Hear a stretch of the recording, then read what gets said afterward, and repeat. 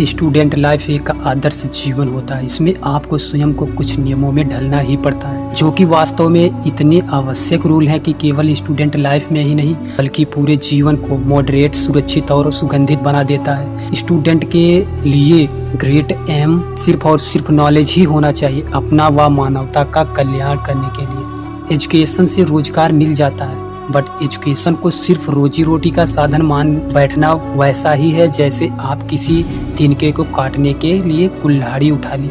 सही शिक्षा प्राप्त करें, सीखने के लिए, स्वयं को विकसित करने के लिए, खुद को एक बेहतर इंसान बनाने के लिए अगर आपके ज्ञान है तो आप कहीं न कहीं से अपना और अपने फैमिली का पालन पोषण कर लोगे। तो चलिए जानते हैं कि आप लोग कैसे एक बेहतर स्टूडेंट बन सकते हो। बहुत पुरानी कहावत है और शायद आप लोगों ने सुना भी होगा कि 3 गुण हर एक स्टूडेंट के अंदर जरूर होना चाहिए। हमारे प्राचीन ग्रंथों में विद्यार्थी के लिए कुछ मार्गदर्शन मिलता है जो बड़ा ही उत्तम है। ये श्लोक हजारों वर्ष पुराना है, फिर भी आज के संदर्भ में उतना ही सटीक, उतना ही गंभीर है। कहते हैं यहाँ तक कि कौवा एक आंख हमेशा खुली रखता है, इसलिए संस्कृत में कौवे का एक पर्यायवाची शब्द है एकाच, यानी एक आंख वाला। ये बात सही नहीं है, लेकिन कौवे के चौकन्नेपन की खूब प्रशंसा होती है। कौवा बहुत सावधान बर्ड है।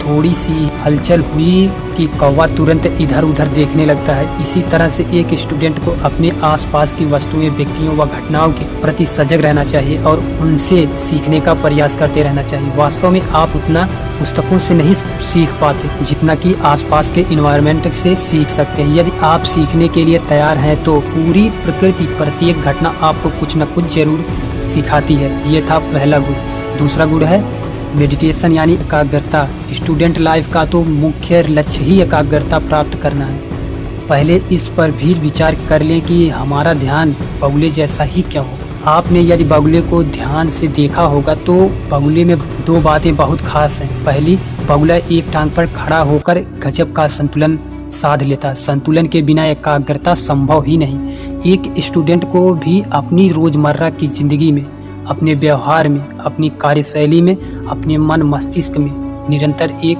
संतुलन रखना चाहिए। दूसरी विशेषता है स्वयं स्थिर रहकर चंचल मछली पर दृष्टि जमाए रखना। हमारे आसपास की वस्तुएं, घटनाएं, यह संपूर्ण वर्ल्ड भी चंचल है जो पल पल बदलता रहता है। इसे वही समझ सकता है जिसका मन मस्तिष्क स्वयं स्थिर हो। वह अपने लक्ष्य से कभी नहीं भटकता। यह सब कुछ आप एक बगुले से सीख सकते हैं। तीसरा गुण है स्वनिद्रा।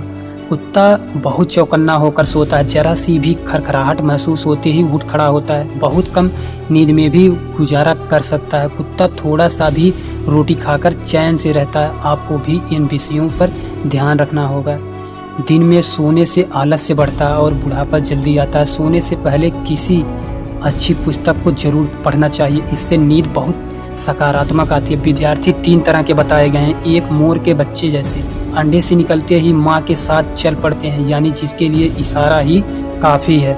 इस तरह के लक्ष्य वाले स्टूडेंट बहुत जल्दी ही सफल हो जाते हैं। दूसरे, चिड़िया के बच्चे जो घोंसले में माँ का इंतजार करते हैं और दाना पानी लेने के लिए चोंच खुली रखते हैं। तीसरा, भागता पक्षी के बच्चे जैसे, जिनके चोंच में माँ को खाना जबरदस्ती खिलाना पड़ता है। कम से कम आप मोर के बच्चे ना हो तो चिड़िया के बच्चे तो अवश्य बन सकते हैं। पढ़ाई करनी है तो आपको स्वार्थी बनना ही पड़ेगा, तभी आप आगे बढ़ पाओगे। कौन क्या कर रहा है ये सब मत सोचो। इतिहास सोते वक्त सपने देखने वाले नहीं, दिन में जागते हुए सपने देखने वाले रचते हैं। उसे अपनी मेहनत पर इतना भरोसा था कि उसकी किस्मत को भी खुद से ज़्यादा उस पर भरोसा था। सुबह की नींद इंसान के इरादों को कमज़ोर करती है।